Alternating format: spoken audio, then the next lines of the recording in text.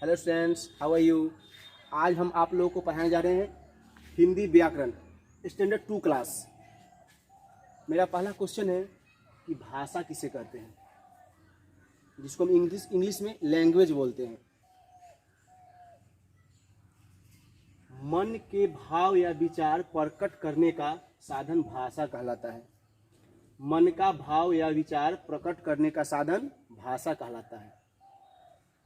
जब हम किसी से बात करते हैं, वो आदमी हमारी बात सुनता है, वो भी हमसे कहता है, हम भी उससे कहते हैं। यानी जब दो आदमी एक दूसरे से बात करते हैं और दोनों एक दूसरे की भाषा को समझते हैं, हम उसे ही भाषा कहते हैं।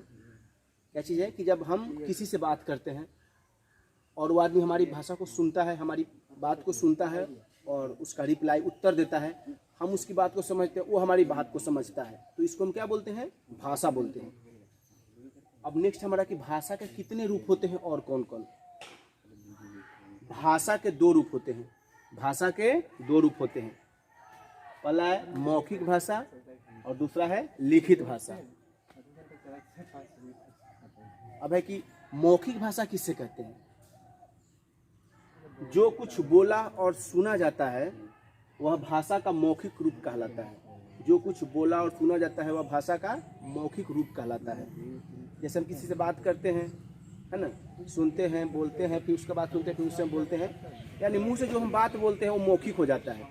जिस बात को मुंह से बोलते हैं, कोई आदमी हमसे क्वेश्चन किया, हम उसका आंसर मुंह से बोलकर बता दिए, तो क्या हो गया? मौखिक हो गया। या फिर हम किसी से क्वेश्चन कर रहे हैं और दूसरा उसका रिप्लाई कर रहा है मुंह से बोलकर, तो क्या हो गया? वो मौखिक हो गया। नेक्स्ट क्वेश्चन हमारा लिखित भाषा किसे कहते हैं? लिखित जो लिख कर बताया जाता है। जब हम लिखकर अपने मन की बात कहते हैं और दूसरे पढ़कर उसे समझते हैं, तो वह भाषा का लिखित रूप होता है। जब हम कोई चीज़ लिखते हैं और दूसरे को देते हैं और वो आदमी पढ़ता है, तो क्या हो जाता है? वो लिखित हो जाता है। एग्जाम्पल में जैसे हम एक पत्र लिखें, चिट्ठी, जिसको इंग्लिश में लेटर बोलते हैं।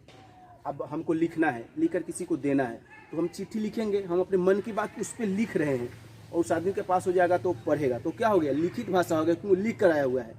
तो जब हम लिख कर किसी चीज़ का जवाब देते हैं तो क्या हो जाता है? वो लिखित हो जाता है, और जो बोल कर जवाब देते हैं तो मौखिक हो जाता है। तो हम उम्मीद करते हैं कि आपको ये चीज़ बढ़िया समझ में आ गया होगा। धन्यवाद।